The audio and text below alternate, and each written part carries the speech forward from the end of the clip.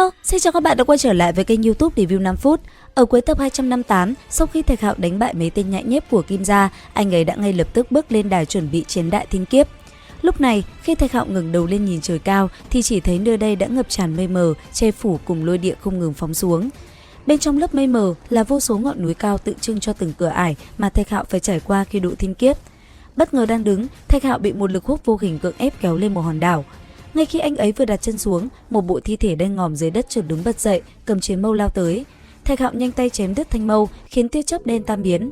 Thế nhưng từ mặt đất, vô số thi hài của cả tiên dân lẫn quân dị vực đồng loạt đứng dậy, tay cầm binh khí lập tức bủa vây và tấn công Thạch Hạo. Phía dưới, mọi người sợ hãi khi thấy Thạch Hạo đang phải một mình chống lại cả thế giới, một mình đấu với tất cả sinh linh của Cửu Thiên Thập Địa. Còn Thạch Hạo, bây giờ anh ấy phải đối mặt với một sinh linh toàn thân tỏa kim quang. Con quái vật này không chỉ mạnh mà còn là một thủ lĩnh, nó chỉ huy đại quân sinh linh dị vực bò dậy từ núi thi biển xương để vây khốn Thạch Hạo. Nhận thấy nguy hiểm, Thạch Hạo quyết định vận dụng bảo thuật Thượng Thương Chí Tôn, thủ đoạn mạnh nhất của mình. Lập tức, một quyền kinh người liền phóng ra, Thạch Hạo đánh nát móng vuốt và xuyên thủng người con sinh vật giống như sư tử kia. Thế nhưng ngay sau đó, thiên quân vạn mã dị vực với mâu sắt, trường đao, chiến kích đỏ thẫm ùa tới như thủy triều. Thạch Hạo ngưng tụ thần lực thành một cây trường thương vàng óng, quét sạch bốn phương, một đường càn quét toàn bộ kẻ địch. Ở phía dưới, những người quan chiến lo lắng nói, đây là thiên kiếp xóa tan hy vọng sống sót sao? Còn Thạch Hạo, sau một hồi chiến đấu, thân thể anh ấy đã bị cắm chi chít chiến mâu, mũi tên trên vai dính chặt một thanh trường đao lôi điện. Tiếp theo, một tên chảm ngã cảnh xuất hiện, Thạch Hạo liều mạng huyết chiến, chỉ trong nháy mắt, một trận rung động ầm ầm giữa hai bên nổ vang. Cuối cùng, Thạch Hạo dùng sức mạnh cùng cơn thịnh nộ của mình lấy mạng tên chảm ngã cảnh vượt qua ải thập địa. Đến lúc này, thân thể anh ấy đã chẳng chỉ vết thương, nhiều chỗ cháy đen và chiến y rách nát, Thạch Hạo vẫn không ngã xuống. Phía dưới, mọi người vui mừng nói, thành công rồi, hắn đã xông qua được thập địa, đang leo lên Cửu Thiên kìa. Còn Thạch Hạo, anh ấy rất nhanh đã bước lên cây cầu lôi điện, nối thẳng tới Cửu Thiên. Vừa đặt chân vào tầng trời này, sự nguy hiểm đã tăng vọt lên trước mắt Thạch Hạo là quân đoàn dị vực có tổ chức và sức mạnh áp đảo. Vừa thấy Thạch Hạo xuất hiện ở đây, chúng lập tức lao tới vây bắt kẻ xâm nhập hư đạo cảnh. Nhìn kẻ địch, Thạch Hạo cảm thấy mình như thực sự sống lại thời đại tiên cổ diệt vong. Hắn gầm lớn, tới đây nào, hôm nay phải đổ sát cho thật sảng khoái.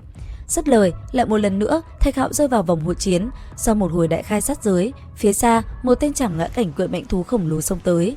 Thạch Hạo không hề nao núng, ngưng tụ lôi địa thành một thanh trường đao nặng nề, sáng như tuyết để đối đầu. Hai bên đại chiến hơn ngàn hiệp, hư không nổ tung như những vì sao bùng nổ. Cuối cùng, vận dụng cực hạn sức mạnh từ nguyên thủy chân giải và bất diệt kinh, Thạch Hạo một đao chém đứt đại kích, xẻ đôi cả chiến thú lẫn tên vương giả sắp bạc chảm ngã cảnh kia. Dù lấy mạng được kẻ địch, tuy nhiên Thạch Hạo cũng bị lôi địa phản phệ đến cháy đen thân thể. Tiếp theo, lôi kiếp kinh khủng vẫn chưa hết, càng lên cao, thử thách càng quái dị. Đầu tiên, anh ấy bị hàng triệu con sét bạc có cánh ác ma nhấn chìm, cơ thể bị đâm thủng lỗ chỗ như tổ ong. Nhưng mỗi lần tưởng chừng ngã xuống, Thạch Hạo lại kiên cường gượng dậy, huyết nhục be bét lộ cả xương trắng vẫn không từ bỏ. Bên ngoài thiên kiếp, đám đông quan chiến hoàn toàn lặng đi trong nỗi khiếp sợ và thán phục. Họ chứng kiến Thạch Hạo bước qua từng tầng trời, cuối cùng đến tầng thứ 9. Đến đây, tiếng reo hò bùng nổ hô lớn nói, Hoang đang soạn nên bản nhạc thần thoại, chưa từng có ai trong lịch sử ở cảnh giới này có thể vượt qua loại kiếp nạn tuyệt lộ như vậy. Còn Thạch Hạo, anh ấy đã đứng ở tầng trời cuối cùng, chuẩn bị hoàn tất kỳ tích vô tiền khoáng hậu, chính thức bước vào hàng ngũ truyền kỳ vô địch. Tầng thứ 9 của thiên kiếp đã đẩy Thạch Hạo vào một tình thế bi tráng và kinh khủng, vượt xa mọi sự tưởng tượng. Thân thể hắn giờ đây không khác gì một phế tích, lồng ngực thủng một lỗ lớn, xương trắng lộ ra, điện sậm xé nát huyết nhục. Thế nhưng, cây cầu lôi điện đã biến mất, buộc hắn phải đứng vững trên tầng trời cuối cùng này. Giữa chiến trường rực lửa, Thạch Hạo chứng kiến một cảnh tượng chấn động, một bàn tay khổng lồ màu đen che phủ vòng trời lộ ra. Đó là sức mạnh của cấp độ bất hủ, bên ngoài thiên kiếp, ngay cả những kẻ thù như thúc tổ của Kim Triển cũng phải dùng mình. Tuy nhiên, Thạch Hạo nhận ra, thiên kiếp dù hủy diệt nhưng vẫn để lại một tia hy vọng tân sinh. Trong một khoảnh khắc yên tĩnh hiếm hoi, Thạch Hạo quyết đoán ngồi xếp bằng chữa thương. Nhưng ngay khi vừa hồi phục, một thanh thần kiếm bạch kim đã chém tới, cuộc đại chiến lại bùng nổ kịch liệt hơn bao giờ hết. Thạch Hạo hóa thành một vị ma thần, vỗ mạnh đôi cánh côn bằng, tay cầm trường đao chém đôi người Mộc Thác Vương, một vương giả dị vực mạnh mẽ, đánh vào vùng lõi của chiến trường.